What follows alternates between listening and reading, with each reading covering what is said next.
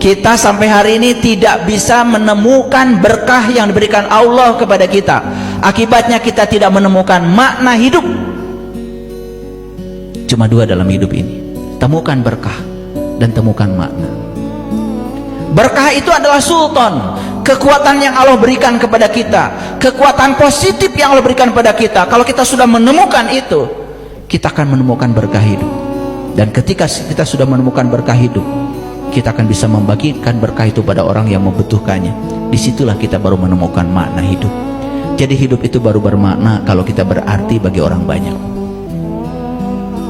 Kalau kita tiap hari bekerja, terus bekerja, hanya mengumpulkan sesuatu untuk diri sendiri saja, nggak cukup-cukup, ada yang salah. Ada yang salah. Coba kita lihat.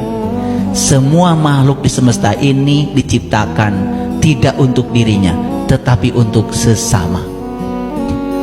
Perlu dibuktikan? Yuk, buktikan. Matahari itu tidak pernah memakan sinarnya sendiri.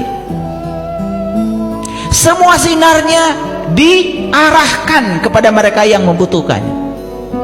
Dan sinar matahari hanya searah, tidak bolak-balik.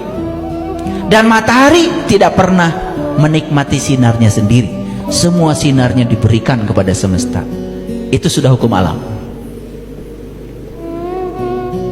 Yang sederhana aja di dapur, kangkung, gak pernah ada kangkung makan kangkung.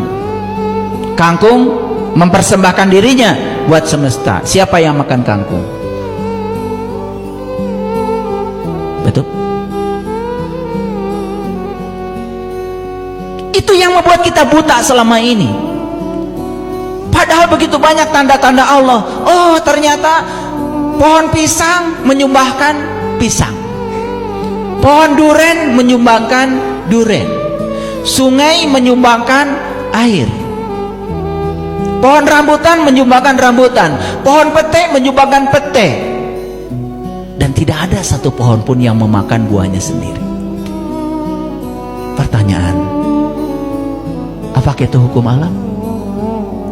Itu hukum alam. Bahwa ternyata semua ciptaan Allah diciptakan untuk sesama.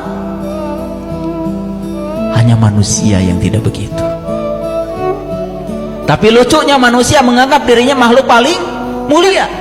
Bukan hanya buat dirinya loh, buat sesama. Masih merasa kekurangan, lalu nyuri hak orang lain.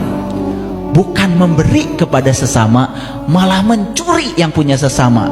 Namanya korupsi. Saya nggak tahu itu, ya, orang-orang yang masih suka ngambil hak yang bukan haknya itu. Apa dia tidak belajar gitu kepada semesta? Lihat semesta, semua memberi, hanya manusia yang tidak memberi. Tapi manusia menganggap dirinya makhluk paling mulia, tetapi tidak memuliakan dirinya sendiri. Subhanallah. Harusnya kita malu. Harusnya kita malu. Maka Allah berfirman dalam Al-Quran, Yadullah fawqa aydihim. Itu yang disebut dengan tanganmu, bukan tanganmu, kata Allah. Yadullah, itu tangannya Allah. Kalau ini tangannya Allah, gunakan ini untuk menolong Allah. Gimana cara menolong Allah? Tolong orang-orang yang butuh pertolongan. Karena itulah cara menolong Allah yang benar. Allah yang Maha Kuasa tidak perlu ditolong oleh kita, tetapi tetangga kita yang anaknya nggak sekolah, tolong. Tetangga kita yang sakit, tidak punya mobil, mau ke rumah sakit, tolong. Selama ini kita mengartikan menolong Allah itu salah. Menolong agamanya, teriak-teriak sambil menyakiti orang lain. Apa-apa. Nabi Musa ditegur sama Allah, hai Musa, kenapa ketika aku sakit kamu tidak menjenguk aku? Apa kata Musa? Bagaimana engkau bisa sakit ya Allah? Tetanggamu yang sakit Musa. Dan kalau kau menjenguk tetanggamu, berarti kau menjenguk aku. Itulah pengabdian yang benar kepada Allah. pengabdian yang benar kepada Allah itu kita menjadi manusia yang berguna, menjadi sumber cinta, sumber sukacita bagi sesama. Itu baru keren.